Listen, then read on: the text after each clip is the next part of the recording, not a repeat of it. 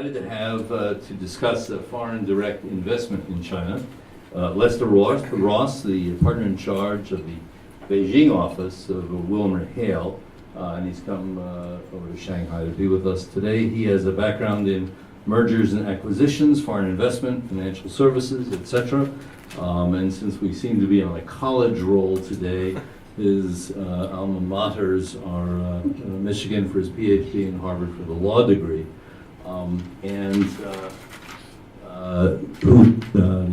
Joining us as well is Lance Jiang, Senior Associate in the China Corporate Practice Group at WilmerHale, and he is largely based here in Shanghai. He is an alum of Northwestern. Okay, now's the time.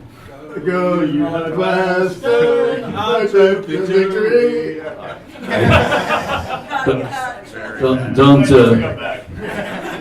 Don't give up your day job. And so, also let me say that the National Press Foundation is very, very well represented by WilmerHale in Washington, service that's gone on for more than 30 years, and we really appreciate that. So thank you so much. I'll leave this to you. You okay? Okay there? Yeah, fine. All right. Sure. Thank you. Don't know if we need the mic, but since it's here, I'll use it. So in many ways, for this morning, we thought we'd leave it up to you for questions and answers to let the topics flow the way you wish. But the materials that we handed out to you are intended first to show that there is a trend toward flatness and a slight decline over the last several years, according to membership surveys of the foreign business community. This is true certainly for the American business community, reflected in the AmCham survey that you see before you. This is AmCham China. AmCham Shanghai also has a survey. Their results are consistent. U.S.-China Business Council also has a survey. The European Union, which I didn't provide, has similar results. Now, part of the reason for the decline is, of course, cyclical. That is to say, the Chinese economy is not growing as fast as it was before. And so there's nothing unique in that regard. And indeed, the decline in economic growth in China is generally thought of as positive in the long term because it will produce a more balanced economy, focused more on the service sector and on consumption rather than on investment and savings. This might also reduce international friction. But on the other hand, people are also concerned about uneven enforcement, the lack of a level playing field, continuing impediments to doing business here in China, which shows up in a number of different ways. And just yesterday, in my additional capacity as vice chair of the American Chamber of Commerce, we met with the Ministry of Commerce. We meet with the Ministry of Commerce at the ministry's invitation at least twice a year. Now the ministry wants to boost it up to 4 times a year. They're trying to figure out why the foreign business community is not so enamored of China now and what can be done to improve it. Because, of course, much of their responsibility is to attract foreign investment and to improve relations with investors from other countries. And while we certainly agreed that some of this is in fact the consequence of the cyclical factors. After all, the rest of the world went down 5 or 6 years ago, or 7 years ago if you really want to stretch it back. And so China was caught in the wake. That's just reality, and the rest of the world is to pull out of that downturn. But China's own strategy of recovery at that time has made it more difficult for them to adapt now because of the great surge of investment that took place then. But in addition to that, as I just mentioned, U.S. investors are certainly upset about the perceived mistreatment here. Even though in many cases companies have been here for several decades, they feel that they are still treated, and as a lawyer I'll say this, that foreign investment, that is 外资企业, are still treated separately than Chinese invested companies. 内资企业 or 中资企业. And as a result of that, there's still the potential for discriminatory treatment. Used to be able to get an advantage in terms of tax treatment, so it was worthwhile.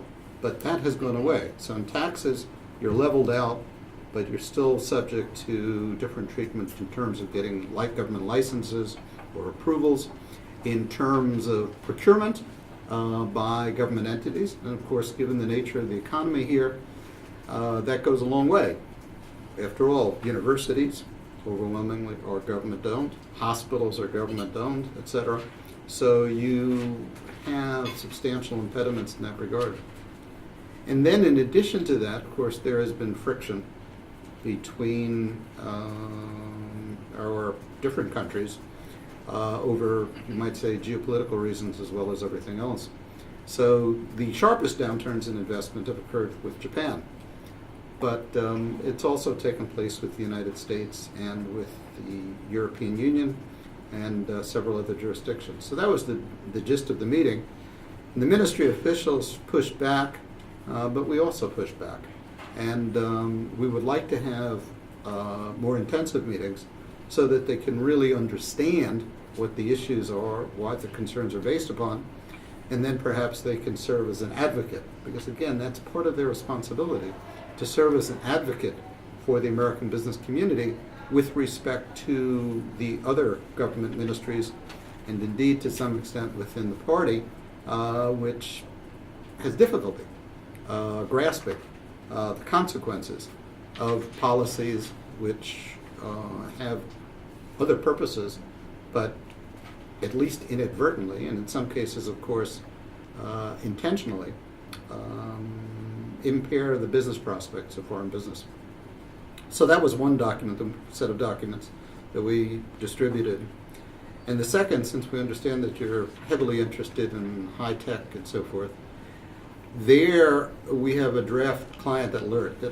It's coming out this week, should be near final, on the ITA agreement, ITA 2, between the United States and China.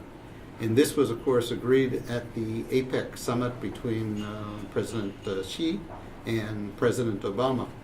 And it's an important agreement because it promises progress on the plurilateral agreement with respect to IT, the International Telecommunications Agreement. The United States and China, along with Japan, the European Union, South Korea, Taiwan, we are the big players in this area. And China, back in just a year ago this time, last November, had blocked the expansion of ITA, wanting to protect more of its own industries. And indeed, China, in many respects, despite its economic prowess, is an importer. China's largest single category of imports is, for example, semiconductors. China imports over $200 billion a year in semiconductors. China also is a net importer of many other high-tech products that would be covered by ITA. And China therefore wanted to exclude lots of products from the expanded ITA and to increase, or to the right to maintain, existing tariff levels.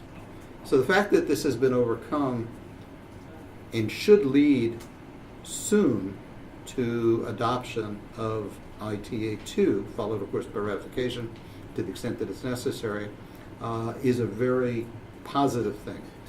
It is, however, that the overall restrictions that remain are of major concern to foreign business in these particular industries.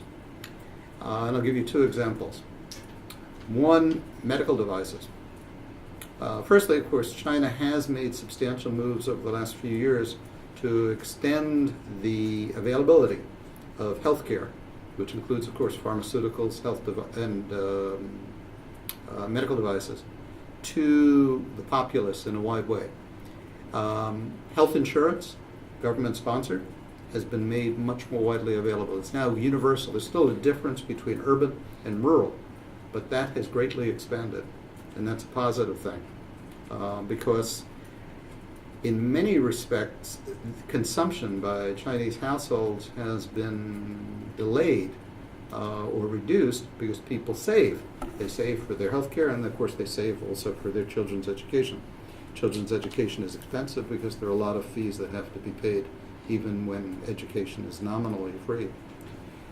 So this is a positive thing that the government has recognized the need to extend health care. But of course China is a laggard in terms of the production of pharmaceuticals and medical devices. So for medical devices, China has declared this to be an emerging strategic industry. And therefore it's entitled to special government subsidies, which are directed toward domestic companies. And in addition to that, the government has also expressly stated and expressly instructed hospitals to shun the purchase of imported, more expensive medical devices, more expensive in principle, and in favor of domestic medical devices. Xi Jinping himself has visited public hospitals with an entourage of executives, hospital executives, making this statement. The minister in charge of the National Health and Family Planning Commission, which is the successor to the old Ministry of Health, they've done the same thing. The minister of the Ministry of Industry and Information Technology, MIIT, which is responsible for basically industrial manufacturing across the board. He has also visited hospitals, again with an entourage of hospital administrators from around the country, to make the same pitch. So the fact that China has agreed to make a move in ITA is a positive thing. But, as we state in the client alert, non-tariff barriers may still be an issue. And in addition, ITA also provides for phase-in periods. And the phase-in or phase-out periods can range from 4 to 11 years. So it's quite a lengthy time left to remain in terms of the actual negotiations in this regard. If you are in the medical devices industry, though, your concerns are very real, because you have the government coming and periodically saying your marketing practices are improper, your prices are too high, or speaking to your prospective customers and saying, don't buy your product, buy a domestic product. And if we're talking about semiconductors, which again is the largest single category of imports here in China, and is a very important source of exports to China from the United States, this problem exists in some respects and even in spades, because there China not only nominally regards the industry as having national security implications, but in fact really does believe that having greater strength in semiconductors is a national security concern. So China has set a goal of making the semiconductor industry reaching global standards by 2030. Now, if you look at it that way, and you look at the up to an 11-year phase-out under ITA2, you can see that it's quite possible these two timelines may coincide. But in addition to that, China has also set a very, I would say, ambitious program to select and promote the development of domestic industry in this regard with respect to semiconductors. So this is not the first time this has been tried. Back in 2000, China tried once. It hasn't succeeded. 2004, China tried again. It did not succeed.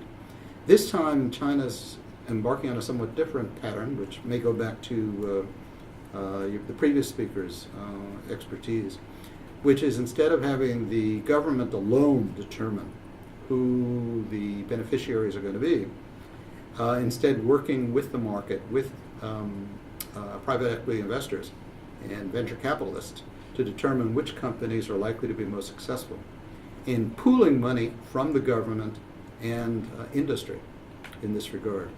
Industry, however, if we look at the initial fund that's been established in Beijing, all of the 8 industry that have contributed are state-owned enterprises.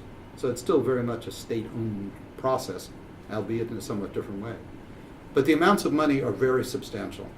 We are talking about $20 billion at the outset, we are talking about possibly $1 trillion yuan, which is over $160 billion, to be flowing into basically the semiconductor industry over the next several years. And that is an awful lot of money. And what, in addition to that, what it does is it induces foreign players who in many respects have preferred, and this of course is allowed under Chinese law, to establish wholly, that is 100% foreign-owned businesses, to essentially compromise on that strategy and try to figure out ways in which they can joint venture, or ways in which they can be minority partners, minority investors in domestic companies, in order to maintain access to the Chinese domestic market. So if you look at it this way, and compare it to some of the other trade issues that have existed in the United States, and European relations and so forth here in China, and of course it's not just the United States and Europe, it is not forced technology transfer, which China has said it no longer engages in, but it instead is a way of manipulating the market to induce technology transfer as a condition of access to the market and continued prosperity. Because if China is, of course, the world's second largest economy, and in a few years, it will be, by almost all accounts, the world's largest economy. This is, of course, a return in many ways to the situation that existed hundreds of years ago. China's drop relative to the rest of the world is a consequence of changes that took place in the Qing dynasty, although, of course, in earlier dynasties had also had ups and downs. So this by itself, China's rise is normal. It is, in some key respects, a restoration of China's place. And if it takes place through normal competitive means, not only shouldn't the rest of the world have an objection, it should actually welcome it. But from the perspective of foreign investors, that's not necessarily what's happening. That is, the table remains tilted, may be tilting in different ways, and the consequence is substantial anxiety, trying to figure out different ways in which they can continue to participate in the economy without necessarily sacrificing their overall business prospects, core technology development, etc. And there are many other ways in which this manifests itself, but we can discuss that as we go forward. Please. In fact, did you say $160 billion U.S. or U.S. U.S. Yes, correct. And so now, That's not committed now, but that's within the cards. That's an estimate of the government itself? Or? No, that would include what industry's contribution. But again, so far, the initial industry contribution has all come from state-owned enterprises. Okay. All of this would have been, it sounds like you recorded it in 1978, with the exception of the substitution of the word Japan for the word China. The entire history of the semiconductor industry, yes. the U.S. semiconductor industry's involvement with, Yes. with Japan is completely reflected in everything that you were saying the Chinese government is doing. Comment on how successful it really was overall over the long haul, and how desirable it was for Japan to have those Sure. policies? No, you're absolutely right. This is, in many respects, from industry's perspective, or from an analyst's perspective, or from an advisor's perspective, it overall is a very, very comparable to what Japan was doing at that time. Japan was not terribly successful in this regard. The United States industry mobilized in a very powerful way to respond to that challenge, and by and large succeeded in upping its own game. The difference in some respects since that time is that the global ecosystem or marketplace has changed. So the leading countries, and including the European Union, that's representing all of the countries that are member states, has since established the World Semiconductor Council, and in addition, GAMS has been established. GAMS is the government authority's counterpart to the World Semiconductor Council. And it's intended to establish ground rules so on how companies should behave and how their governments should behave with respect to industry development. So in some respects, the kinds of measures that China is taking now would appear to, at minimum, skirt the edges of what is permissible under WSC and GAMS rules or principles, and quite possibly could go over those lines. And that's the difference between now and then. If we look overall at China's economic goals, Xi Jinping has clearly said, and that you can translate the term different ways, that China is trying to catch up now, whether to restore its place or to revive or rejuvenate, etc. And also that the setbacks which occurred in the 19th and 20th centuries are China's shame. But China's shame in that respect is either, we can look at it either as a product of China's own domestic misrule, and of course we're talking about Manchu dynasty rather than a Chinese dynasty as such. Or you could look at it as the consequence of foreign exploitation, foreign oppression. And the impression that the government and party give is that it's really the latter rather than the former. Regardless of whether that's the case, the world has changed, and there are different rules in place now than there were in place then.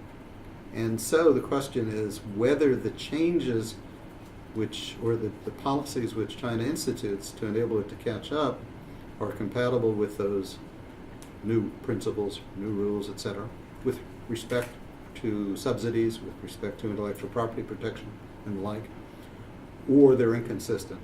Regardless of the fact, the unease is a contributing factor to the sentiment amongst foreign investors with respect to China.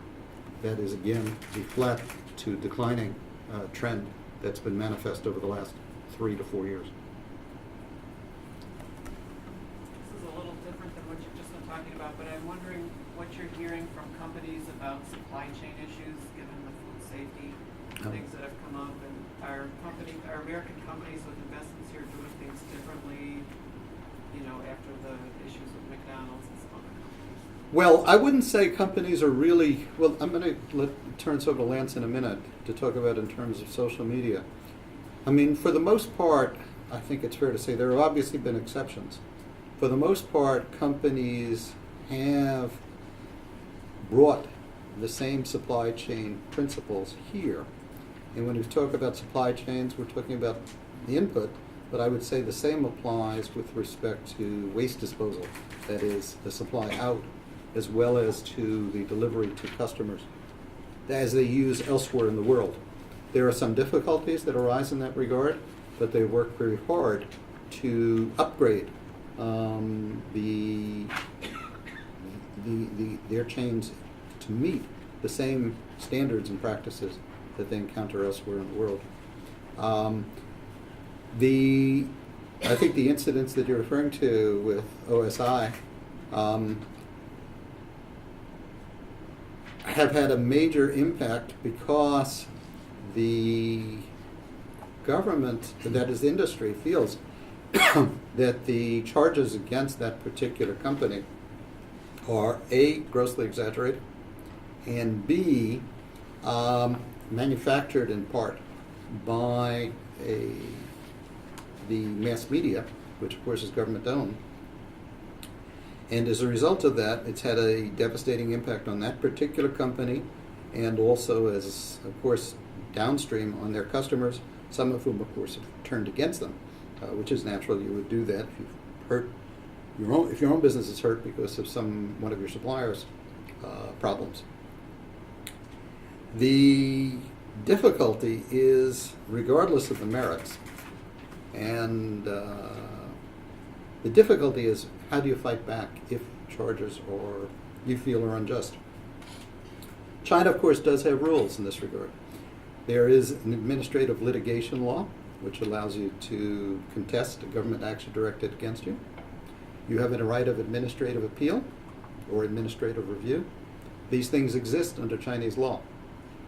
But the real concern is that, except so far in the areas of patent and trademark, where it is now pretty well established that parties can disagree and that you can go and get a fair hearing in the Trademark Review Board and the Patent Examination Office, that if you challenge the government expressly, that the risk of retribution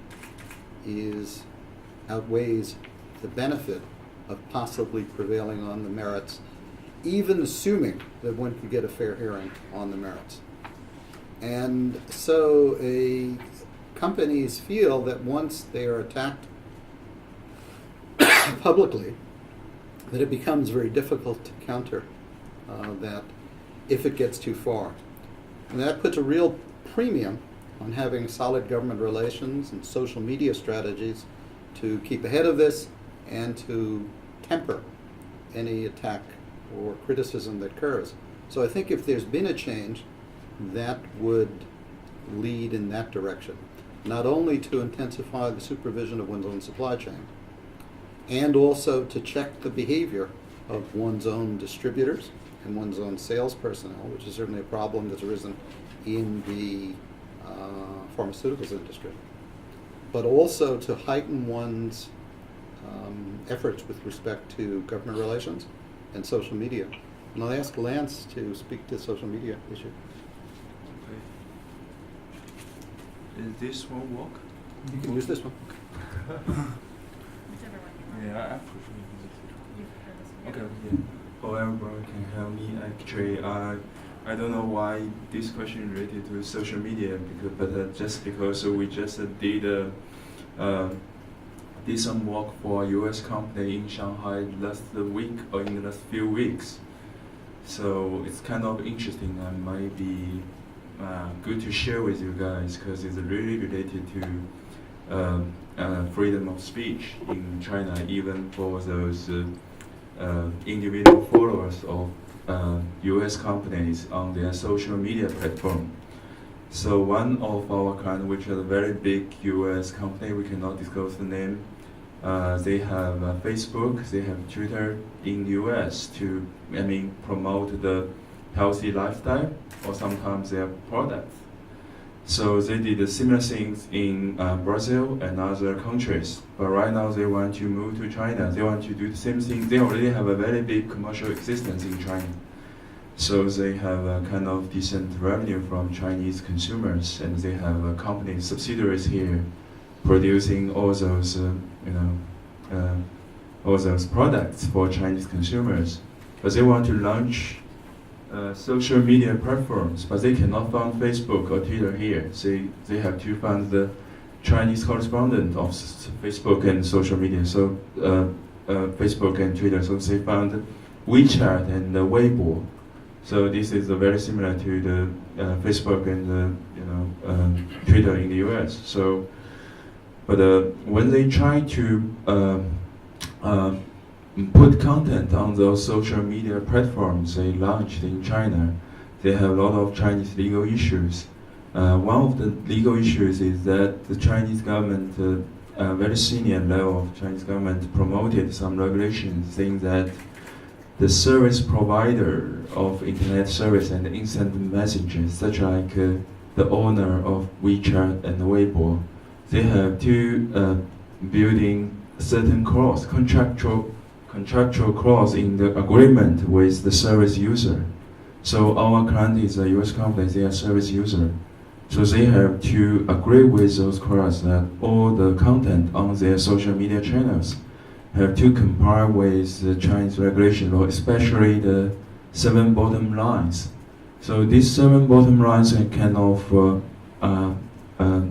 interesting because the most important one, you have to defend the image of the state, defend the image of the government, and you cannot create any chaos of the order of the society, and you cannot basically you cannot harm the socialist system. You cannot say anything negative to the socialist system. And also you have to be aware, do not do anything defamatory to anyone else, any other users of the social media platforms. So this kind of 7 bottom lines are totally different from what the, we as journalists, you guys understand freedom of speech.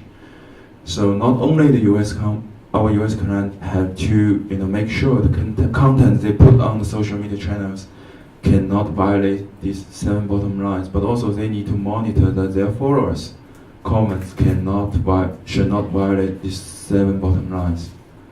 So they have 2 high sort of monitoring agencies in China to monitor the comments posted by their followers on social media channels. So to make sure there's no significant influence caused by the comments of their followers on their social media channel. And in the US sometimes, if the people discuss about the salary, you have some labor union rules that prohibiting the company remove those content from social media channels. But here, there's no similar rules here. So it's like for a socialist country, people talk about their salary whether on the social media channels company, you on the contrary, you cannot post there. So it's just a different standard the US company have to apply when they launch social media channels in China. So that's pretty much something interesting to share, I think. Yeah, and I think the point in part is how aggressively one uses social media in order to both promote one's policies and also to learn of discontent, problems raised by consumers or employees and so forth, and try to address them in a proper way before they create damage. And I think in the example that you're citing, you really did have at least one, and perhaps more, disgruntled employees over a period of time who subsequently worked to create severe impact on the company's business. And then because here in China there's so much concern about the quality of food and drugs and so forth. I was in the States last week. We representing a Chinese company in an acquisition in California. But every time I go back to the States, somebody in our office will say, can you buy this or that for my mother or somebody else in the family, for some sort of over-the-counter medical product, because they think the quality is higher in the United States, or at least it's assured relative to what's available here. And so I did, as usual. But because there's so much concern in this regard, the government is essentially prepared to seize upon a wrong that's committed by a multinational company, a foreign company, its subsidiaries here in China, and hype it to show, look, it's not so bad that Chinese companies have wrongs. Look, even the best international companies, they have these problems too, and look how bad they are. And so in that sense, and of course the multinational company doesn't have the political resources or support here in China that its domestic counterparts do, so they're really more vulnerable if and when such problem arises. So it has an adverse impact on business sentiment, and it also puts a higher premium on doing things like this with social media and advertising and so forth to create a positive image.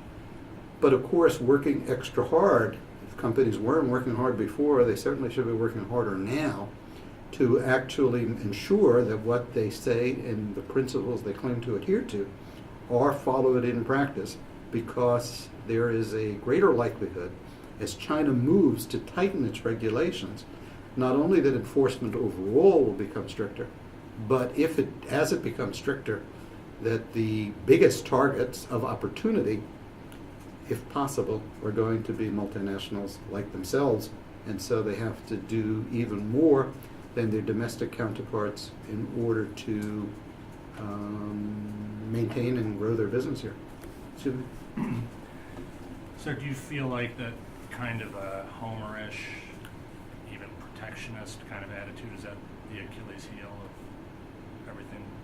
I don't know if I'd use the Achilles heel analogy or metaphor, but it is a serious factor here. There was a degree of an expectation, back in the 1990s when China was negotiating to join the WTO, there was a real desire on the part of the leadership in the central government, at the party chairman level and the premier level, a recognition that WTO is needed not to satisfy the United States, not to satisfy the Europeans or anybody else. There was, of course, a desire to join the WTO, as there is a desire to join every international organization, in part to preempt Taiwan. So, we're the one and only China. That shows up an exception is baseball, I think. But a realization that doing so would actually help to move the Chinese economy up, that it would enable the economy to face greater competition and thereby stimulate domestic business to become better. And in addition, of course, it would open the door much wider to foreign investment, foreign technology, which would in turn help domestic business as well. And that was the assumption then. But there is a perception that as successful as it has been for China, that not all elements of the spirit, if you will, of WTO have been absorbed here. And there is less desire now, or there has been less desire now, to continue that openness or to keep it open in the same ways as before. So even though, for example, as I mentioned before, many industries now allow 100% foreign ownership, pressure leads, in some cases, to going back to a joint venture route or a minority in shareholding route, because that's the only way in which you can get licenses, or the only way in which you can have access to government procurement, or it provides added protection against investigations, for example, on a competition law basis or otherwise. We have, for example, again, we can't, of course, mention names, a client who's subject to an investigation. And, take it for what it's worth, in the course of their response to this investigation, which is having a serious impact on their business here, a state-owned company with which they've had business relations for a number of years said, if you form a joint venture with us, if you contribute your business, it's basically 50-50, 51-49. If you do that, we'll make this problem go away. So this is the kind of change that exists here now. And that's why the agreements, frankly, in which the U.S. and China reached during the APEC summit are in some respects so encouraging. The ITA agreement is encouraging in this regard. Progress on the bilateral investment treaty, if it takes place, is encouraging. Progress on regional trade agreements is encouraging. And it may very well be that the discontent will be passing. But all the details will have to be worked out. I'm following up on your remark of the bilateral trade agreement. Yeah, I'm the wondering, bit. is it kind of the cornerstone part of that agreement, among other things, is that it would do away with the requirement that foreign companies have to form joint ventures with Chinese companies. But then again, you just mentioned that they are kind of walking away from that, but it's just kind of subtle pressure. So I just wonder about that, and also what are the prospects that this bilateral treaty might actually get worked out to? Right. Well, the big thing it would do is it would change. China currently has what they translate as the guidance catalog for foreign investment, which is revised every few years, and it classifies industries into three categories, which become four. One is permitted industries, which overwhelmingly allows 100% foreign ownership, and it's open.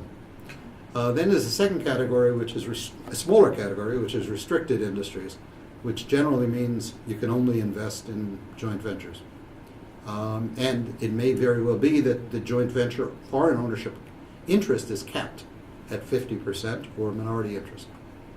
The third category is prohibited industries in which foreign companies can't invest. Like aviation? You mean civil aviation? Yeah. Well, what it means in some respects in this regard is that the foreign company could take a minority interest that is less than 25% or less than 20%, which means it's not a foreign invested company. It's not a joint venture. But there would be, depending upon the nature of the industry, limited opportunity for shareholdings, which could, of course, lead to improved commercial relations or otherwise. The fourth category, which is not mentioned, is permitted industries, which means everything else. So if you can say to the government officials who are responsible for approval, look, our industry is not mentioned here, then they're supposed to say, okay, then you can establish it because it's not mentioned. That doesn't always work.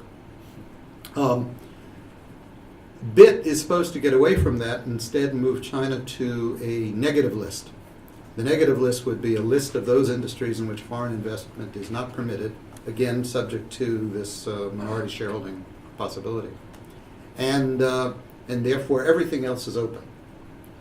The Shanghai Pilot Free Trade Zone, which was established last August, is characterized by a negative list.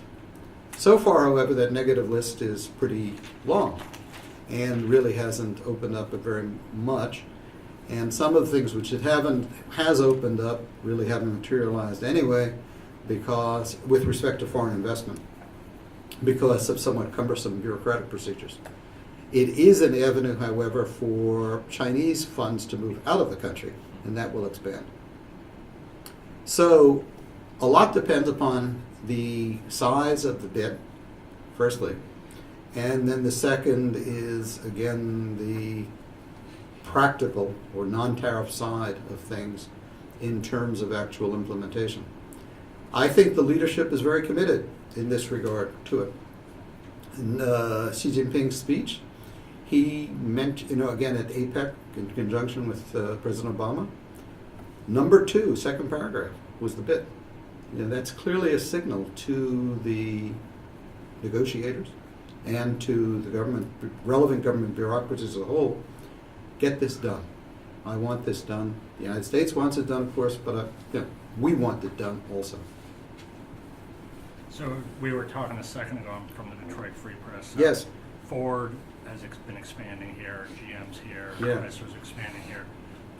And Governor Snyder, Rick Snyder, is Yeah. going to be here, I think, in a couple days. Oh, good. Do you have anything to do? I'm sure he's happy now. Do you have anything to do with that trade mission? No, we don't have anything to do with that trade mission. And in fact, I don't think they're planning anything with the AmCham in Beijing, so I'm not aware of it. Of course, the auto industry, certainly GM is primarily Shanghai oriented, and so I don't know. So in the narrow question, that would be the answer.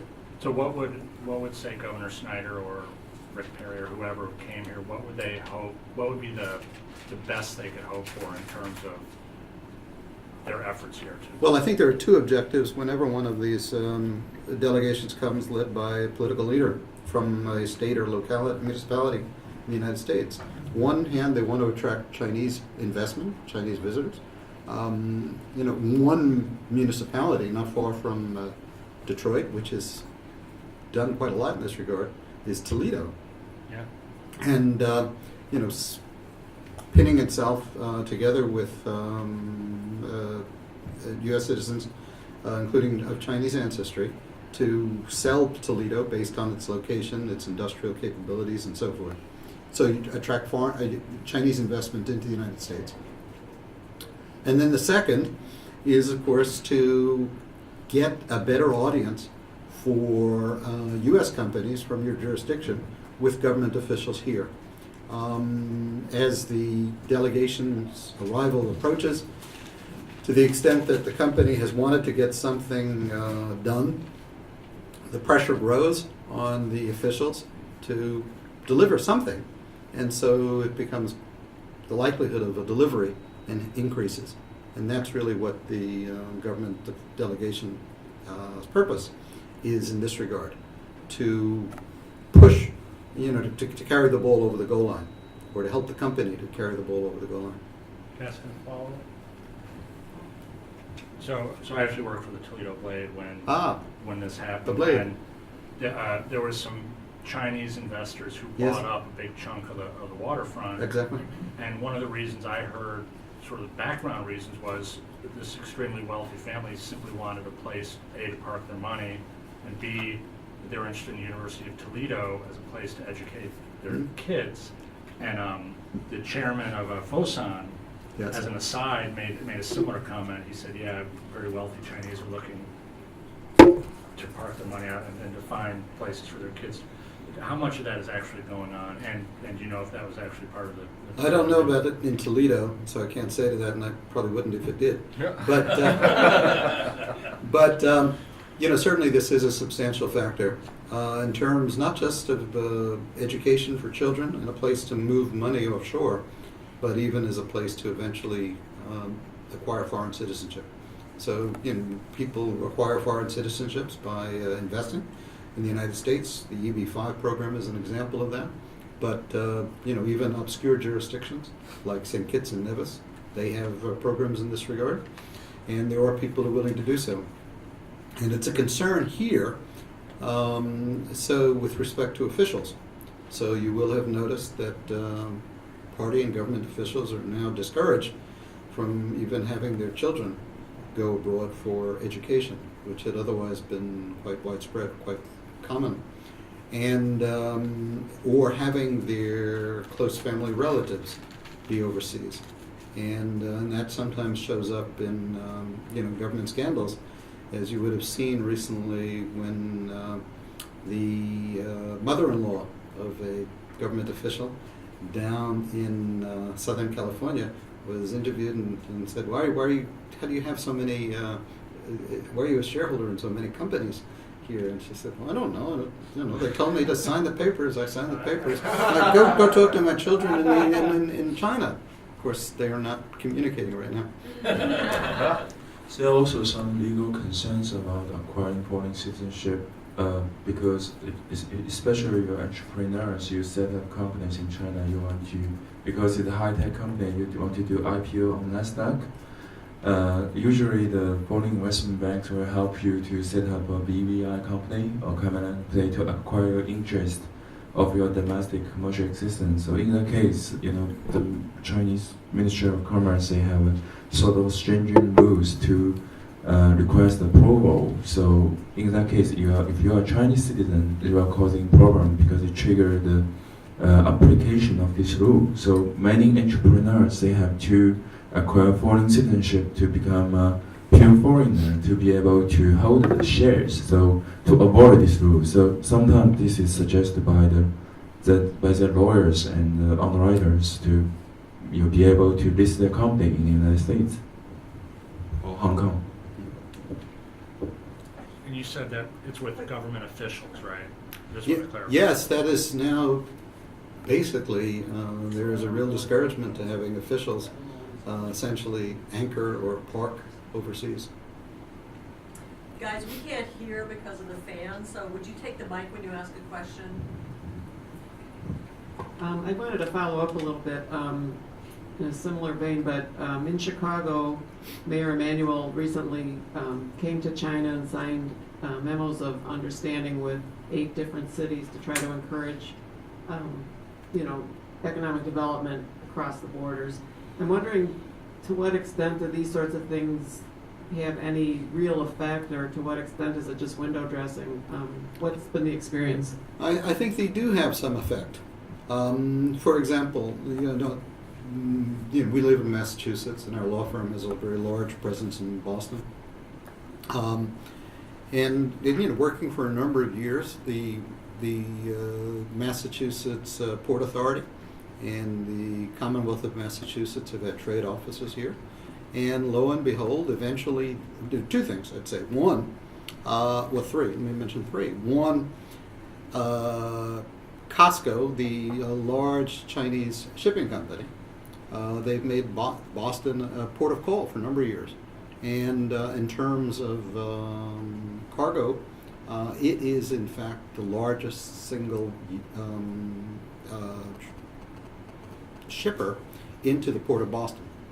And this arguably would have been less likely to occur without this kind of engagement.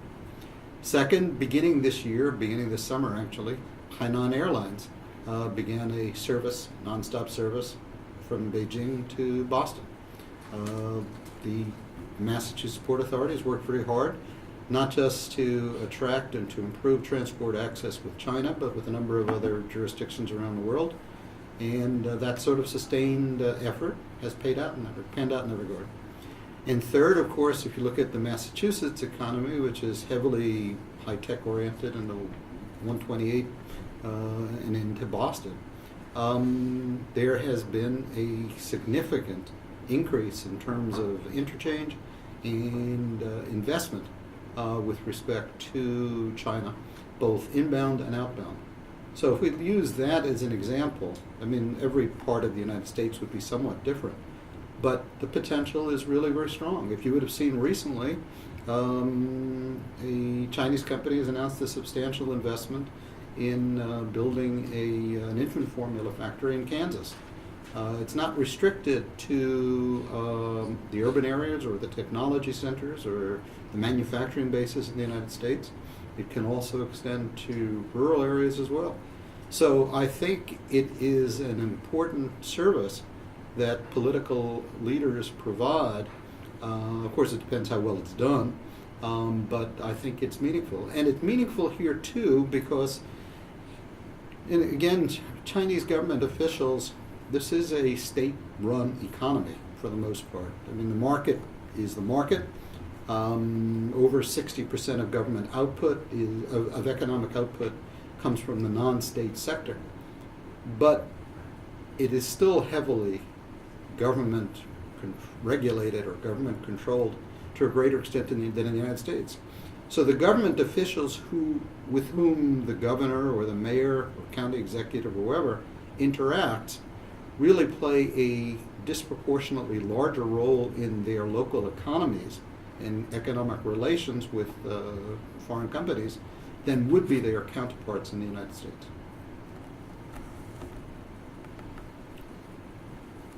Could you talk a bit about, I'm sorry. Could you talk a little bit about the scale of foreign direct investment in the aggregate? Is it increasing or declining? And is it showing a decline in utility in terms of advancing the Chinese GDP? Well, sure. Yeah, well, first off, in terms of investment overall, foreign investment, domestic investment, the efficiency, if you will, has declined substantially. And it's generally recognized that China still has an overly investment-intensive economy. If you look at it in comparison to comparative basis, about 47% of GDP here in China is investment-based, whereas in other countries around the world, even developing countries, you may be talking about the 20s. So it's a heavily investment-intensive economy, and the utility or the efficiency is declining across the board. In terms of actual foreign investment, certainly investment from Japan has fallen way off the map. In terms of investment from the United States or the European Union, that impact has been much more modest. There is still a net positive investment, but again, the proportion, the percentage has declined. And such now, of course, that investment from China into the United States exceeds investment from the United States into China on an annual basis. So the real questions become, are there still targets of opportunity? Of course there are. But are there constraints in the areas where companies would like to invest which discourage that? So again, to take I mentioned the medical devices example. If we're talking about high tech, China has, again, not necessarily restrictions on foreign investment. That's one thing in terms of access. There are. But the other is procurement. The government has clearly stated that certain categories of products made by foreign companies are really not welcomed in the government in terms of procurement. And again, that includes not just the government, but it may also include state-owned enterprises. So if that's where your product is aimed, what do?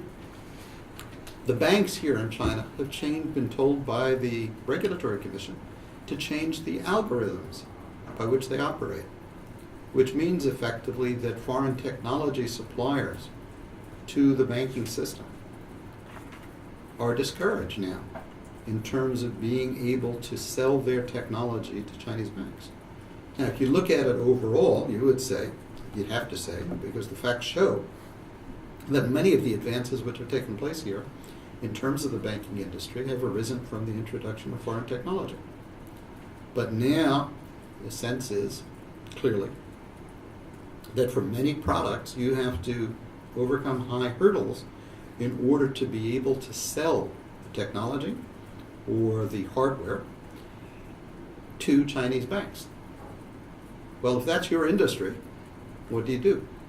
I mean, you either say, boy, we're going to continue to try, but you got to put on an extra helmet and really bang hard at that line to get across.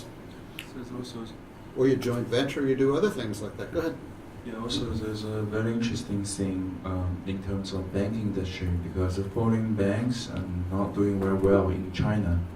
So actually the Chinese regulators, they actually, not right now, they come back to the leaders of foreign banks in their Chinese subsidiaries and asking them what we can do to help your business further develop, help your bank make some money. And it looks like the government really don't want those banks to, close and leave China. It's actually, we got a lot of mandates from foreign banks that can review the list and see what kind of suggestions we can make to help Chinese government further release those, prudential measures. It's outside WTO. It's inside WTO, but it's like a discretional of the government to protect the financial stability. So actually, in the last few years, Chinese government, they have a lot of measures, prudential measures to make sure, everything is under control. So they wouldn't let the foreign banks have a very good business and occupy significant market share of Chinese banking industry. But because those measures are so stringent and so conservative, so actually most foreign banks are losing money in China actually. So right now they start to worry about those foreign banks and come back to you to ask about what we can do to help you. If the foreign commercial bank, in the commercial banking sector, industry, the aggregate, that is all foreign banks, market share is 2%. If we're talking about the insurance industry, it's about 4%. So these are industries, which didn't exist really here in China until the late 1970s, early 1980s. I wonder if you could speak to the risks you see for American investors in Chinese stocks, specifically Chinese stocks that have managed to list in the United States. My news organization has done some reporting on a number of cases of Chinese companies that have burned investors, specifically because the audits that have been done in China have not been available to U.S. regulators from the Securities and Exchange Commission and other regulators. The Chinese have just not made those documents available, and so that basically what it's meant is that the risks to American investors and other Western investors is dramatically higher in many cases than people are aware of. What is your view on this issue and where you see it going in the years ahead? Well, I think it will be improvements. I think what you're really referring to is not so much the audits, but the work papers underlying the audits themselves and the quality of the audits that have taken place. And yes, that's a very severe problem. It's a problem that affects companies in China, even if they're not listed overseas and available to foreign investment. So that is a substantial risk. There's much less transparency. Moreover, when problems arose in this regard, some of them brought forward by short sellers, the government's reaction in part has been to tighten access to information that's otherwise available. So, for example, a lot of information, a lot of corporate information is kept on files here with the company registry, which is administered by the various local administrations for industry and commerce. And the government has tightened it. For a time, that access was widening, and then after these scandals arose, and I think in large part because of that reason, they tightened access to such information. So it's actually narrowed. On the other hand, there has been some progress reported by the PCAOB and the Securities and Exchange Commission in the United States in terms of making such information more widely available. And I suspect that over time that will take place. But it hasn't been an easy issue. Partly it's cloaked in the nature of national sovereignty. You know, this is China. China regulates. You know, we can't have a foreign country's regulators intervene.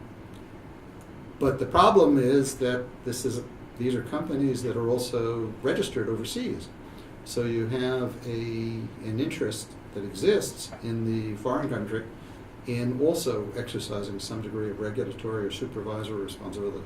One, and of course the United States regulators are particularly aggressive in that regard. And two, the second issue that arises is that transparency here overall has been much below that expected in the United States or Europe or wherever, or Canada. Canada, of course, was a big example. And so the risk associated with that kind of investment is much higher. The second problem occurs also is with respect to an insolvency. In many cases, and Lance has mentioned, you know, the need to invest or to establish a holding company overseas in order to qualify for a foreign securities listing. But the assets are still here overwhelmingly. And China only in the last few years has unified its several very weak bankruptcy laws into a unified bankruptcy law. And it still remains the case that the infrastructure is lacking. Such that, and third, if there is an insolvency and efforts are brought by creditors to seize upon those assets in order to try to make a recovery, that it's very difficult for overseas investors to do so. That the system as it exists here, firstly, is not very mature, but in addition to that, it also works to the advantage of domestic creditors rather than international creditors. So that's an additional, if you will, consideration that sophisticated foreign investors take into account when evaluating prospective investments in China.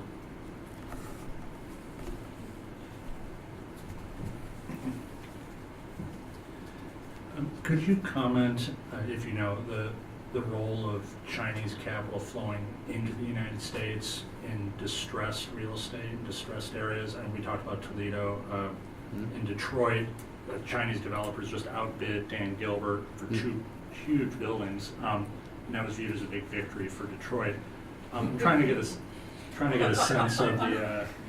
Well, it was because it wasn't just Gilbert doing it, and Nick Gilbert cheered it, even though he lost the auction. So, is that an attractive investment for Chinese billionaires or companies? And are these just isolated examples, or do you know of whether it's sort of a trend?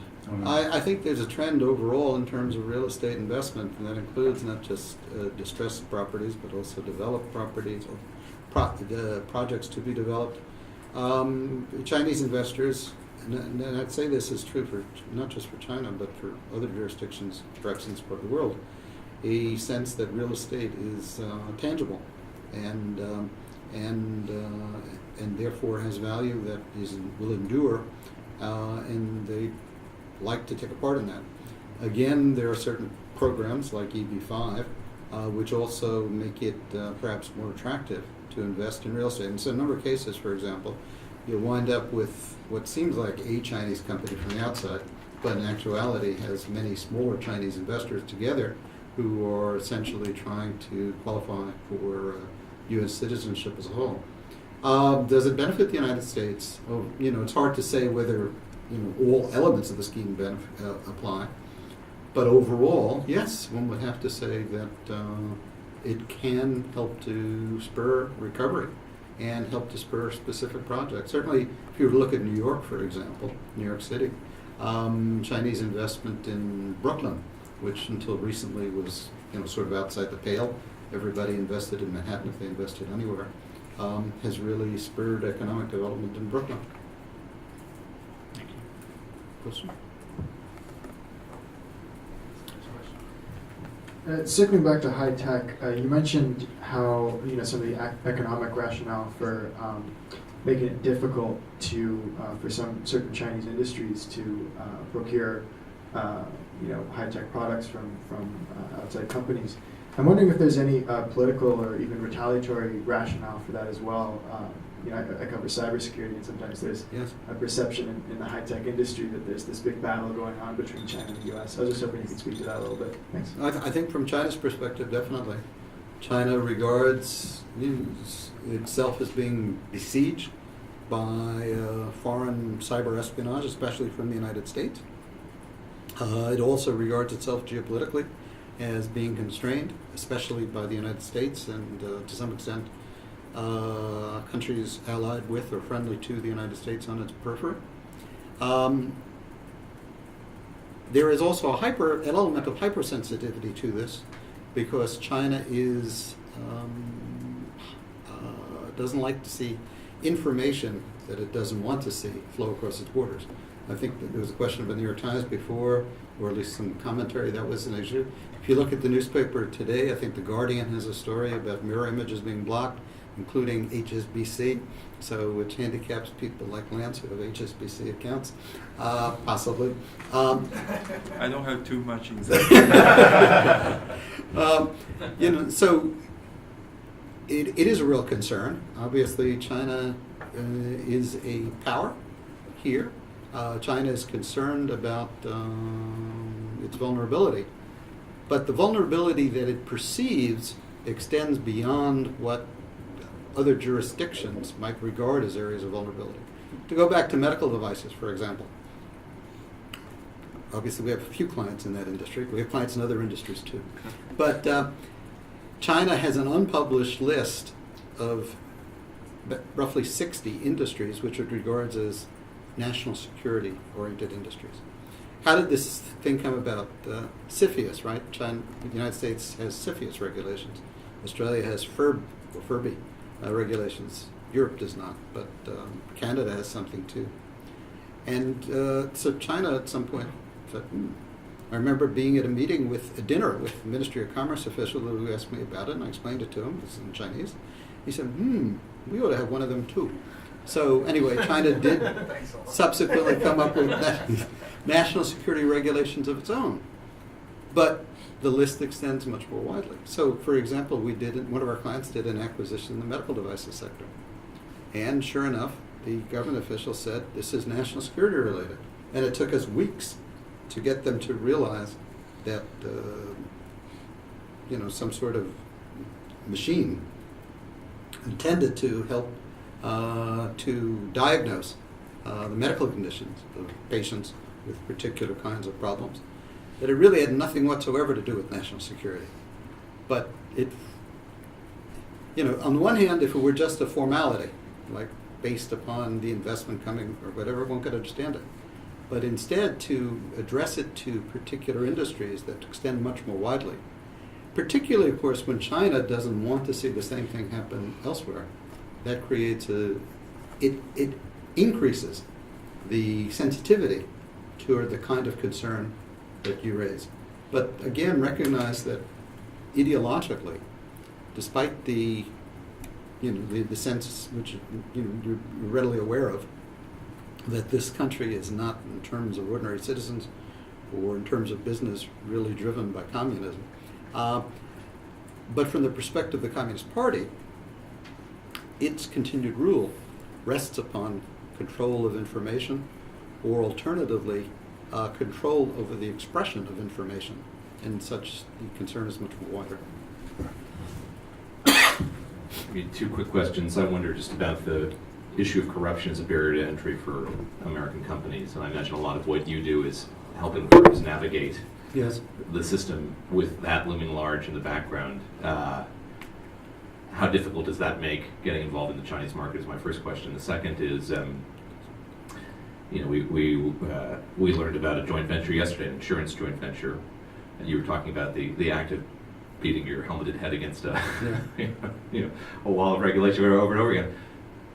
But it seems like that's actually a good gig for a lot of companies. I mean, is this just characterize the? I mean, is it joint? What are the challenges of being a joint venture versus a full company here? And it seems like if you want to get into this market, it's maybe it's a half step, it's a way in. What are the challenges associated with doing that versus being here 100%?